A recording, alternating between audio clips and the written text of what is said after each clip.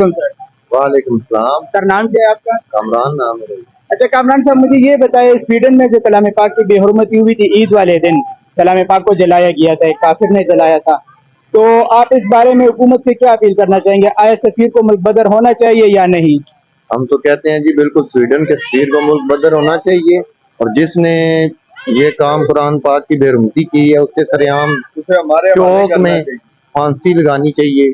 उसका बिल्कुल ये होना चाहिए। हमारे कुरान पाक हमारा दीन है, उसी पे हमारी ये दुनिया टिकी हुई है।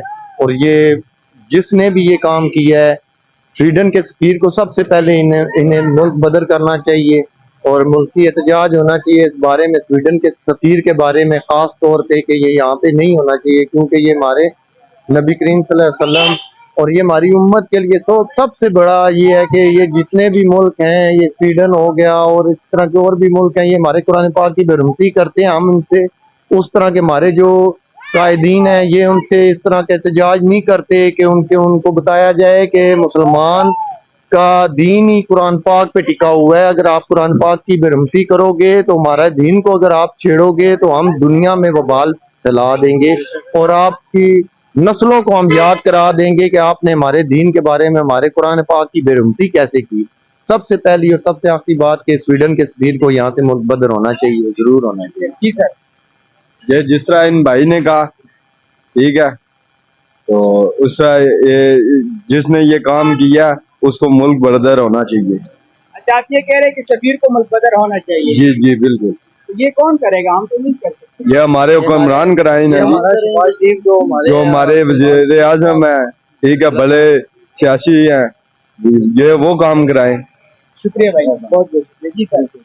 सर मैं तो यही कहना चाहूँगा कि जैसे उसने बेरुमती की है हमारे कुरान पाक की, ये तो हम ये खाली पाकिस्तान मुल्क नहीं, ये खाली पाकिस्तान मुल्क नहीं, ये तमाम इस्लामी मुल्क इसमें आवाज़ उठानी चाहिए और उस इंसान को सरेआम फांसी देनी चाहिए कि वो आइंदा के बाद कोई भी बेमुस्लिम ऐसा काम ना करे कि हम लोग मतलब कि 1.5 करोड़ सिर्फ काफिर है, ये जो यहूदी है, और मुस्लिम कंट्री कितनी है, पर मुस्लिम कंट्री चुप है उनकी वजह से। क्यों? ये चीज बहुत गलत है। हमें बहुत अफसोस है इस चीज का। सफीर के बारे में आप क्या कहेंगे? उसको तो फांसी दे देनी चाहिए। नहीं, जो सफीर है उसको मुल्क बदर होना चाहिए।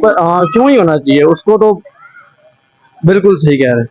शुक्रिया, थैंक यू। जो स्वीडन में कलाम पाक की बेहुरमती हुई ईद वाले दिन, उस बारे में आप क्या कहते हैं? जी नाज़रीन, मैं ये कहता हूँ कि ये देखें कि एक आम उलमा की किताब या किसी इंसान की किताब लिखी हुई अगर कोई शहीद कर दे तो उसके लिए क्या है। तो ये तो अल्लाह के बंदो दो जहान का मालिक है, इसके लिए तो हम लोग मुसलमानों को डूब के मरना चाहिए। जब तक वो बंदा हमें ना मिले ना, तो हम इस पाकिस्तान में रहना तो दूर की बात है, हमें कोई हक ही नहीं है। कि देखें, हमारे इस होते हुए भी हमारे साथ सब कुछ है, पावर भी है, सब कुछ भी है। अभी माशाल्लाह हमारे शहबाज शरीफ से साहब के पास ये इतनी पावर नहीं है कि वो उस बंदे को सजाए मौत दिलवाएं। मुमताज कादरी को अगर फांसी हो सकती है, मतलब एक गुस्ताख रसूल को कत्ल करने वाले को भी उसको फांसी हो सकती है, तो ये देखें कि भाई एक कुरान मजीद की बेरुमती वाले को वैसे जिंदा छोड़ देंगे। मैं तो बोलता हूँ उसके टुकड़े टुकड़े करके ना कुत्तों को फेंके,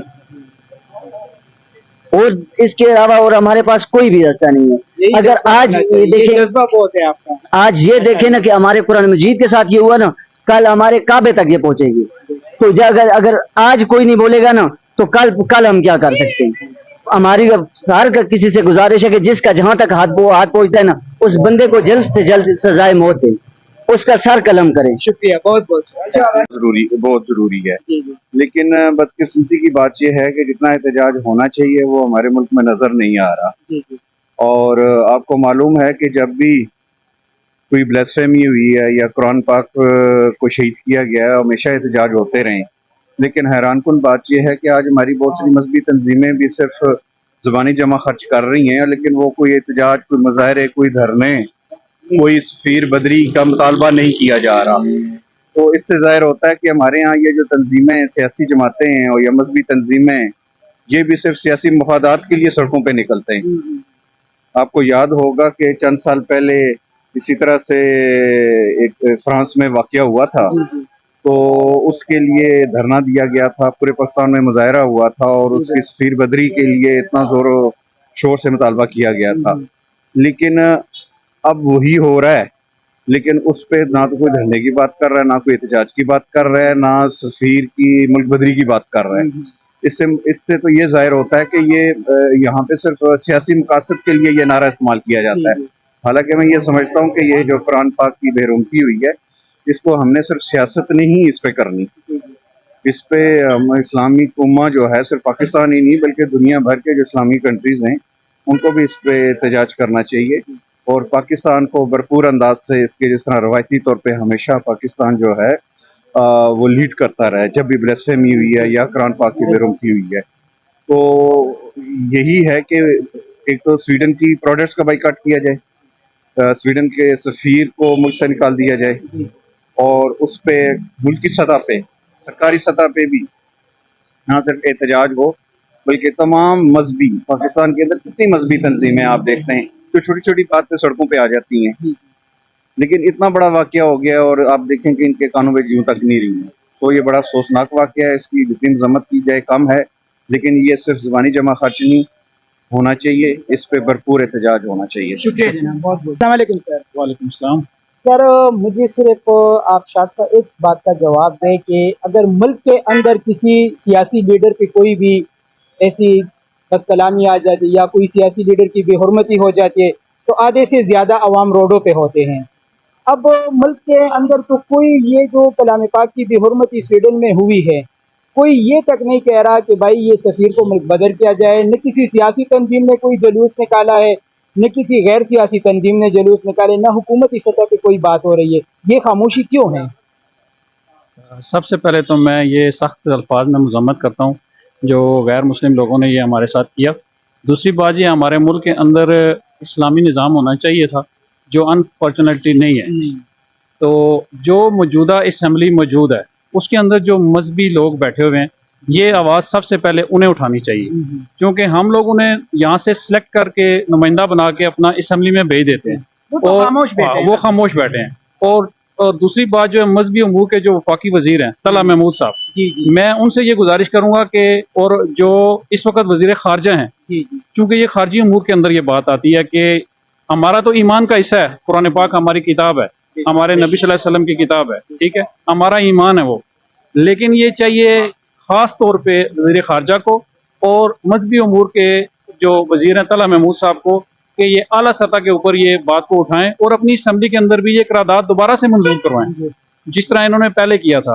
اور تیسری بات جو ہے جو تحریک لبیک اور جتنی بھی اسلامی تحریکیں ہیں وہ کیوں خاموش ہیں، ان کو آواز اٹھانی چاہیے۔ عوام تو جگہ جگہ اپنی بات کر رہے ہیں، عوام جلاؤ گراؤ تو نہیں کریں گے لیکن اپنے مذہب کے لیے اپنے دین کے لیے ہر جگہ پروٹیسٹ کریں گے اور پرامن آواز اٹھائیں گے، کیونکہ جو ہمارا دین ہے وہ پرامن دین ہے، یہ امن کا پیغام دیتا ہے پوری دنیا میں، کسی جگہ پہ فساد یا اس طرح کا پیغام نہیں دیتا۔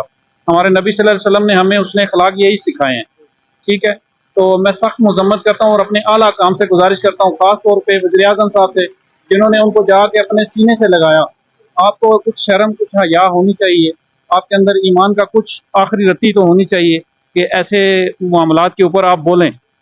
اور میں عمران خان صاحب سے بھی گزارش کروں گا کہ آپ بھی انٹرنیشنل لیڈر ہیں، آپ کو بھی ہر جگہ پہ جس اپنے جلسے جلوس میں جائیں وہاں پہ بھی آپ کو بات کرنی چاہیے، اور علماء حضرات جتنے بھی ہیں خاص طور پہ ملک پاکستان کے اندر اور بیرون ملک کے اندر اور ہمارا جو مرکز ہے سعودی عربیہ، ان کو بھی یہ آواز بلند آواز اٹھانی چاہیے۔